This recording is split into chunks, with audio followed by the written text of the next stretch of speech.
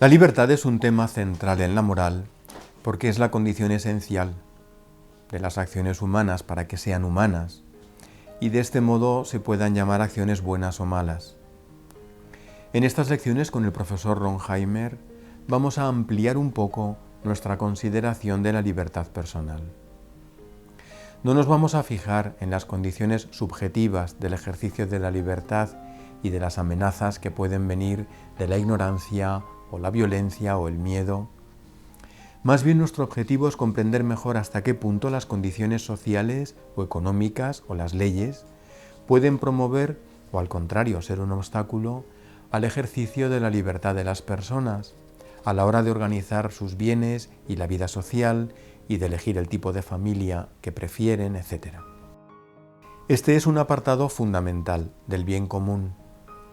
Por eso la Iglesia elaboró algunos principios, por ejemplo, el de subsidiariedad o el del derecho a la propiedad privada y otros, con el fin de limitar los espacios de acción de los poderes públicos para que no sofoquen la acción libre de los actores sociales. Sobre este aspecto hemos querido tratar con el profesor Martin Ronheimer, entrevistado por el profesor Mario Schiller. El profesor Martin Ronheimer estudió Historia, Filosofía, Ciencias Políticas y Teología en Zúrich y en Roma, y es doctor en Filosofía. Profesor asistente de célebres académicos en la Universidad de Zúrich, desde hace muchos años es profesor de Ética y Filosofía Política en la Universidad de la Santa Cruz, en Roma. Es cofundador y presidente del Instituto Austriaco de Economía y Filosofía Social en Viena, donde actualmente vive. Ha escrito numerosos libros y artículos sobre temas de ética y filosofía política, social y económica. Quisiera destacar dos de sus publicaciones traducidas al español. Una por el gran influjo que ha tenido entre académicos de todo el mundo. Me refiero a su obra titulada Ley natural y razón práctica, una visión tomista de la autonomía moral. La otra por ser muy reciente su publicación y que nos ha dado pie a los temas de los que hemos querido entrevistarle. Me refiero al libro titulado Libertad económica, capitalismo y ética cristiana, ensayos para un encuentro entre economía de mercado y pensamiento cristiano, obra editada por el profesor Mario Schiller, del que hablaremos a continuación, y publicada por Unión Editorial. El profesor Mario Schiller es uno de los directivos del Centro Diego Covarrubias, dedicado a promover estudios sobre economía y cristianismo. Es investigador senior en el Instituto Acton de Argentina, un centro de investigación sobre ética social católica y doctrina social de la Iglesia. Es licenciado en Filosofía, tiene un máster en Derecho de la Integración Económica por la Universidad de París I, es una de las sedes de la célebre Universidad de la Sorbona, y también es diploma de estudios avanzados en filosofía por la Universidad de Navarra. Actualmente es profesor asociado en la Universidad de Deusto y profesor de filosofía en el Colegio El Redín. También es autor de diversas publicaciones, tanto artículos como libros en colaboración. Citaré solo tres más recientes. Estado liberal de derecho y laicidad, Liberalismo, pensamiento cristiano y bien común, y su excelente obra, ya con varias ediciones, en colaboración con Gabriel Zanotti, titulada Economía para sacerdotes, la racionalidad económica al encuentro de la fe. Damos paso ya a ambos profesores y escuchamos su entrevista. Profesor Ronheimer, me gustaría comenzar con un tema fundamental para la adecuada comprensión de la vida social, que es el principio de subsidiariedad. ¿Podría indicarnos cuáles son las categorías subyacentes, cuál es la importancia histórica de este principio justamente para la vida social? Bueno, el principio de subsidiariedad ha sido formulado por Pío XI en la encíclica Quadragesimo Anno de modo clásico, pero naturalmente proviene de la tradición católica, digamos, anterior. Ya ha sido en su sustancia formulado en el siglo XIX, incluso utilizando el concepto de subsidiariedad por el famoso obispo de Maguncia, Bischof Ketteler, que en el ámbito de la educación decía que el rol del Estado en la educación es simplemente subsidiario, con lo cual él quería decir que sí, el Estado puede obligar a los ciudadanos de ir a la escuela, pero no puede y no debe nunca prescribir los programas y tampoco naturalmente puede prohibir obligar a los ciudadanos de frecuentar escuelas públicas. Entonces, esto era un argumento muy fuerte que no se basaba, y eso es esencial, en una razón de eficiencia, diciendo que nosotros lo podemos hacer mejor que el Estado, sino más bien la razón fundamental era la libertad individual. Quería subrayar que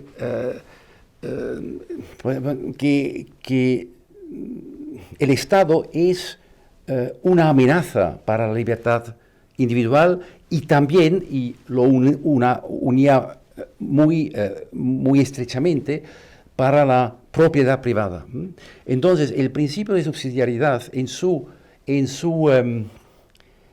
inicio fue un principio que se basaba en una visión del hombre, un principio con una raíz antropológica. El destino original era que se debía respetar la libertad individual y la propiedad privada. Y lo más sorprendente es que precisamente Ketteler, y quiero decir, esto se refleja después en la encíclica Rerum Novarum y en otros autores de doctrina social, del catolicismo, digamos, político y social, como se llamaba en Alemania sobre todo. Y lo sorprendente es que Ketteler era una persona, es conocido por ser la persona que era muy crítico hacia la economía digamos, capitalista que salía de la revolución industrial. Él él decía esto alrededor de los años 1860-70, y a pesar de denunciar muchos abusos y también tener una enorme sensibilidad para la situación de los obreros, insistía en que el Estado nunca debía tocar la propiedad privada y la libertad individual. Y por eso se oponía muy claramente a la idea de un Estado que, imponiendo impuestos, quitara dinero a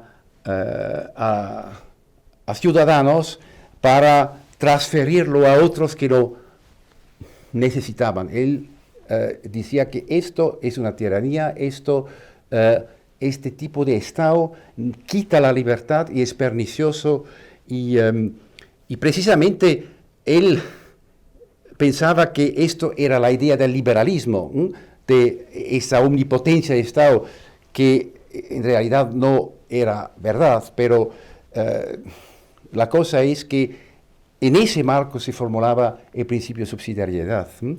Y entonces la formulación de Pío XI, y sobre todo de los autores que influían mucho en esa encíclica, ya era un poco distinta. Estamos en 1931, ¿no? Exactamente.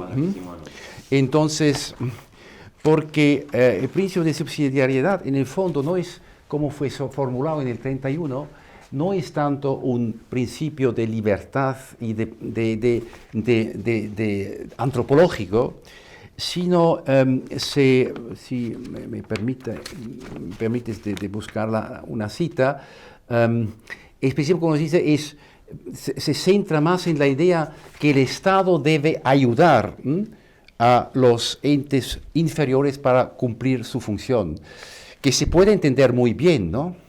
Debe ayudar, sobre todo, precisamente con la protección de la propiedad y dando un marco jurídico que ayude a los cuerpos sociales, a las asociaciones sociales, a la familia, etcétera, a los individuos, a asumir su propia responsabilidad.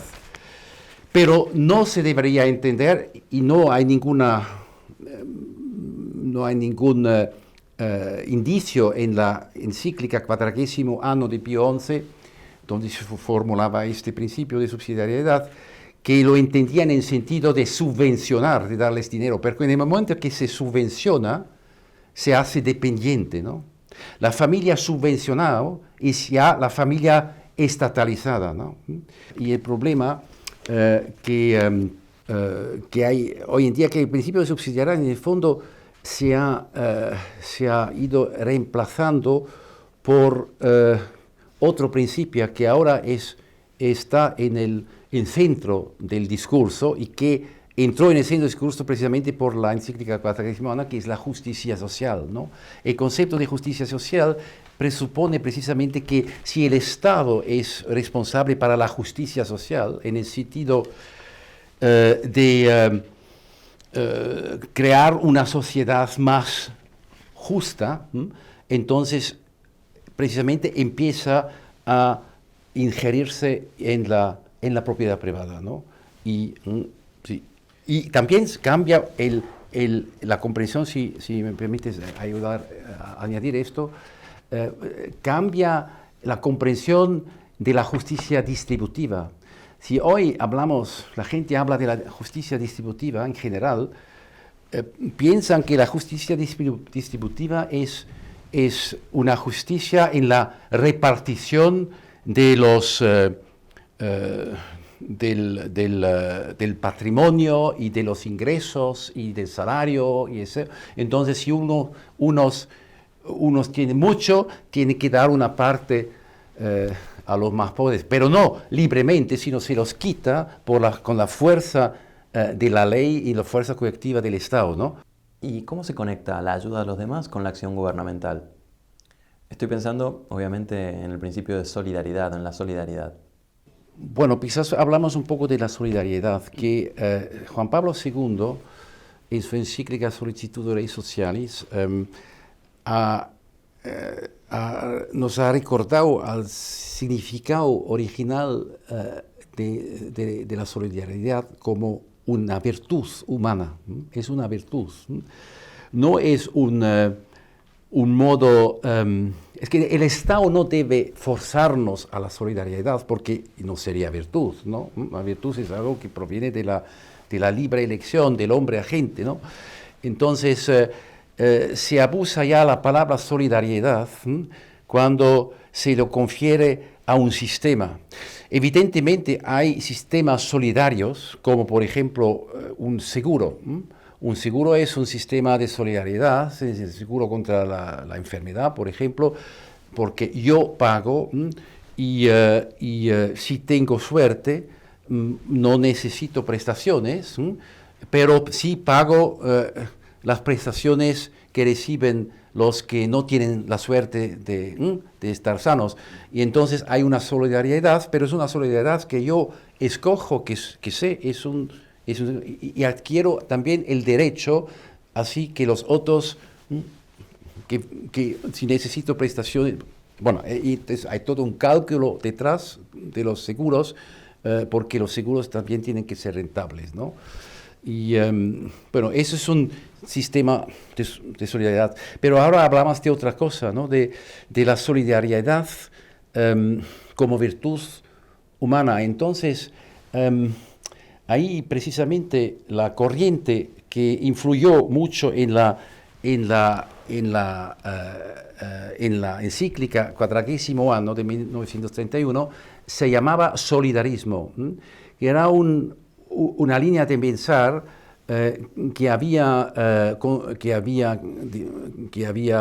concebido un jesuita alemán, Heinrich Pesch. Sus discípulos eran Gustav Gundlach y Oswald von Nell-Breuning, que eran los redactores principales del 40º año.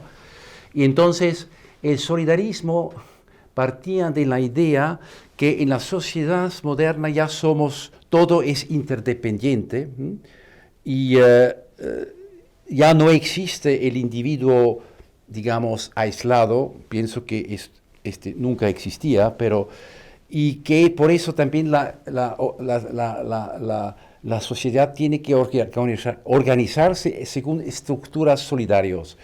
Y entonces la idea era que no lo organizara el Estado, sino él pensaba en una sociedad corporatista, de corporaciones, sobre todo entre, en alemán se llama Berufsständische Ordnung, es decir, que los estados profesionales se ponen juntos y así se ponen de acuerdo bajo la guía y arbitrio final del Estado. Entonces, claro, esto fue una idea que reclamaba para sí de ser una tercera vía entre el capitalismo individualista y el socialismo colectivista, ¿no? Y inspiró mucho a las políticas cristiano-sociales entre las dos guerras, pero llevó precisamente al Estado corporatista. Por ejemplo, en Austria el austrofascismo se llamaba, y claro, la versión fascista de este sistema era no lo que era la idea del solidarismo, porque esto ya era un sistema muy autoritario y estatalista, y de hecho 40º año lo rechaza, esta idea del corporatismo estatalista, pero lo que pensaban los solidaristas con su tercera vía era una utopía, no podía funcionar. Pero pensaban precisamente que el mercado y la competencia no podían ser principios reguladores, hacía falta el Estado que tiene el cuidado de la justicia social. Y como después de la Segunda Guerra Mundial la idea corporatista ya estaba descreditada, se ve como cada vez más la doctrina social de la Iglesia asumía las ideas socialdemócratas que estaban en aquellos años muy en avance, y en cierto sentido se interpretaba la solidaridad en clave de la idea del estado de bienestar moderno, ¿no? ¿Y cuál es el sentido de la solidaridad en un contexto donde el estado de bienestar asume cada vez más roles vinculados a la ayuda ciudadana? Esta expresión del estado de bienestar, esta expansión del estado de bienestar parece ser inseparable del crecimiento de la dimensión del Estado en su conjunto. ¿Supone esto una amenaza para la iniciativa personal y la libertad de los ciudadanos? Vamos a mirar una cita que es poco conocida, de una encíclica de Benedicto XVI, de su primera encíclica Deus Caritas Est, que se conoce muy bien porque hablaba ahí del amor, de la caridad, de la distinción entre los distintos tipos de amores, y la agape, y etcétera, etcétera. Es todo una explicación teológica muy... Pero tiene una segunda parte que es una parte que, según mi conocimiento, me puedo equivocar, pero pienso que es verdad. Benedicto XVI había heredado ya de su predecesor, porque ya él tenía el plan de hacer una encíclica sobre la acción caritativa de la Iglesia, el rol caritativo de la Iglesia, precisamente porque estamos viviendo en una civilización donde pensamos lo hace ya todo, lo hace el Estado, y ya no hace falta la acción caritativa o diaconal de la Iglesia y de la sociedad civil. Y entonces Juan Pablo II quería hacer una encíclica, un documento no sé si habría sido una encíclica, un documento sobre ese tema. Entonces la segunda parte de la Deus Caritas es precisamente, trata de ese tema, y en el fondo son dos encíclicas unidas en una. Bueno, después, para hacer justicia, el Papa Francisco también ha heredado una encíclica de Benedicto, ¿no?, sobre la fe, ¿no?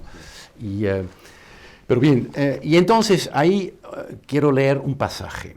El Estado, que quiere proveer a todo, que absorbe todo en sí mismo, se convierte en definitiva en una instancia burocrática que no puede asegurar lo más esencial que el hombre afligido, cualquier ser humano, necesita: una entrañable atención personal. Lo que hace falta no es un Estado que regule y domine todo, sino que generosamente reconozca y apoye, de acuerdo con el principio de subsidiariedad, las iniciativas que surgen de las diversas fuerzas sociales y que unen la espontaneidad con la cercanía a los hombres necesitados de auxilio.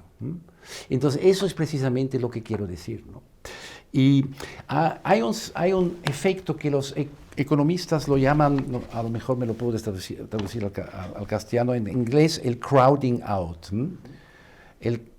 No sé si hay una traducción, crowding out. El efecto de crowding out es que si el Estado hace algo, con eso, ya que lo hace él, impide que otros lo hagan. Porque ya no vale la pena hacerlo, o no vale la pena. Si el Estado se convierte en emprendedor y produce cosas, entonces ya no es profitable hacerlo de modo privado, ¿no? Porque el Estado, además, a lo mejor, como no tiene que mirar a la profitabilidad, y precisamente si lo hace con dinero sacado de los ciudadanos con los impuestos, entonces es un mar sin orillas, por así decir, ¿no?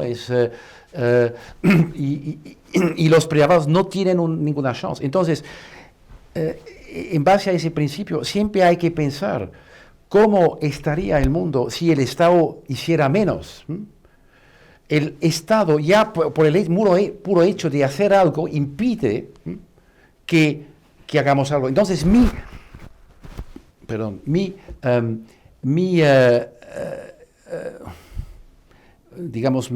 sospecho, mi convicción, que no puedo probar empíricamente, porque no se puede probar lo que no hay empíricamente, pero si se razona bien, yo pienso que estaríamos mucho mejor, tendríamos más riqueza y mejor repartida, y los de las, digamos, estratos sociales más bajos estarían aún mejor si el Estado hiciera menos, si nos dejara los recursos, en lugar de quitarlos de la sociedad, para hacerlo todo él, a la sociedad, para que ella se organice a sí misma.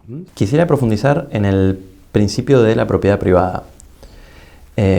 Sabemos que la propiedad privada es un principio fundamental para también la comprensión de la vida social y tiene su importancia reconocida en el Catecismo de la Iglesia. ¿Qué papel juega el principio de propiedad privada en el bien común? ¿Y qué nexo une la libertad, la propiedad privada y el bien común? La propiedad privada es libertad. Es significa, yo tengo el derecho de disponer sobre lo que yo tengo, ¿no? Y entonces eso es muy importante. Y la propiedad privada, yo veo el problema más bien en la injerencia del Estado. Más que se regula, menos la propiedad es mía. En el sistema nazi, por ejemplo, la propiedad privada jurídicamente no se ha tocado. Todas las empresas eran en propiedad privada, pero era el Estado que decía cómo tenían que gestionarlo. Entonces, esto ya no es libertad, ya no es propiedad privada, ¿no? Que ya no tiene. Y entonces, hoy en día nos acercamos otra vez un poco a ese sistema, porque el Estado cada vez te dice lo que puedes hacer con tus cosas, cómo, bajo qué condiciones puede estar trabajo una persona y cómo lo tienes que hacer y cómo tienes que... Y además los Estados utilizan esto también de modo proteccionista, porque incluso Suiza, ¿no? Ahora, justamente hoy hay un artículo en el periódico que dice que la Comunidad Europea ha protestado contra Suiza porque tienen tantas regulaciones si quieren para dar trabajo a una persona que viene de un país de la Comunidad Europea, que tanta burocracia que no compensa y que es como una medida para defenderse, ¿no? de la mano de obra que viene de fuera, y lo hace lo mismo la Comunidad Europea, lo hacen todos, ¿no? Y eso quita libertad y entonces también quita la propiedad privada, ¿no? La propiedad privada es presentado como un problema, un problema que sí, que es importante, sí, que hay que protegerla, pero en el fondo es un problema, tiene una hipoteca social y por eso si no te quieres condenar tienes que usarla bien, ¿no? Un poco así, ¿no? Pero la propiedad privada no es un problema. La propiedad privada es la solución, es fuente de riqueza y no solo de riqueza para el que es el propietario, sino precisamente en un sistema económico que llamamos capitalismo y economía del mercado, la propiedad privada se convierte en fuente de riqueza para todos. Y esto está históricamente comprobado. Y eso es lo que nosotros estamos olvidando. Pensamos que el bienestar de masa que vivimos, que vemos, ¿no? Porque se ve como la gente vive hoy en día, ¿no? Es que tienen todos, ¿no? Y todo, no el lujo, pero lo que hace 200 años o hace 100 años era lujo o incluso impensable, ¿no? ¿De dónde viene eso? Muchas personas piensan, viene porque el Estado ha intervenido y ha domado y frenado el capitalismo, pero eso no es verdad. La riqueza viene precisamente de la economía capitalista, porque significa, es un sistema, yo la llamo, la idea me vino de un autor muy americano que se llama George Gilder, de su libro Wealth and Poverty, o Poverty and Wealth, no sé qué, pero es igual. Entonces, que el capitalismo es la forma de economía del dar, que es el capitalismo convierte riqueza, propiedad, riqueza mía, si actúo como capitalista, en riqueza para los demás, porque la invierto. Y si la invierto, la riqueza diventa capital, capital que produce otros bienes, y que precisamente, y lo hago con el riesgo propio, porque no sé si va a salir o no, y siempre se ve la gente que ha tenido suceso, pero hay mucho más que no han tenido suceso, ¿no? Y los que han tenido éxito, precisamente, han creado trabajo para otros, les han pagado un salario, el salario pagado ha causado nueva demanda que ha hecho profitable otros tipos de inversiones, y así hay una espiral que va hacia arriba, porque crea innovación tecnológica y naturalmente uno se hace muy ricos, pero es una riqueza que es una acumulación de capital, no simplemente de riquezas. Es que la acumulación de capital capitalista no es una acumulación de riqueza en el sentido que siempre vive mejor y consume más, sino es capital que en la mayor parte se reinvierte y causa más innovación tecnológica, aumenta la productividad del trabajo, con lo cual suben los salarios reales y cada vez se mejora el nivel de vida. Muchas gracias, profesor Ronheimer, por su atención y por la explicación de estos temas, y le emplazo a una siguiente entrevista.